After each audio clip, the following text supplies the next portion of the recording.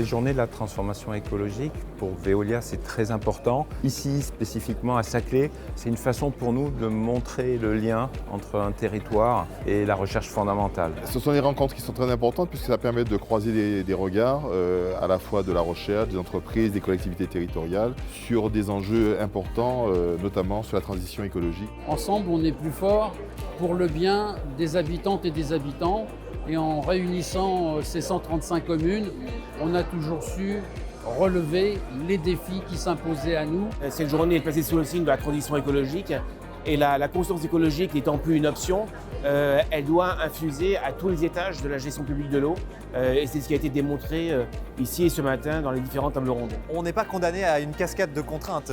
La transition écologique, ou que peu importe comment on l'appelle, c'est pas aller de pire en pire et sauver les meubles. Au contraire, c'est retrouver du mieux, mais c'est un autre mieux. Et c'est ça, je pense, que les gens ont besoin d'entendre. L'humain a besoin que ça soit mieux pour aller vers quelque chose. Et la bonne nouvelle, c'est que précisément, ce qu'il faut qu'on fasse pour aller vers ce mieux, c'est aussi ce qui va nous rendre plus heureux et nous permettre une société plus épanouie, plus sereine, plus saine, moins stressée. Donc je pense qu'il faut vraiment marteler ce message. La recherche, elle est essentielle pour trouver les réponses de demain. C'est aujourd'hui qu'on construit justement toutes ces réponses. Alors avec les étudiants, avec les entreprises, avec les collectivités. Ce que nous demandons les maires, c'est que nous ayons la capacité territoire par territoire à mettre en œuvre nos solutions en fonction de nos spécificités.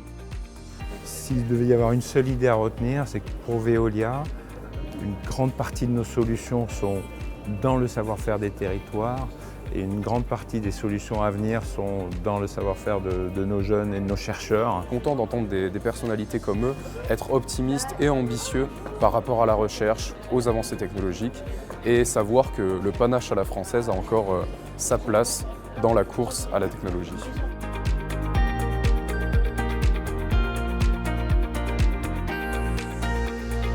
Merci beaucoup.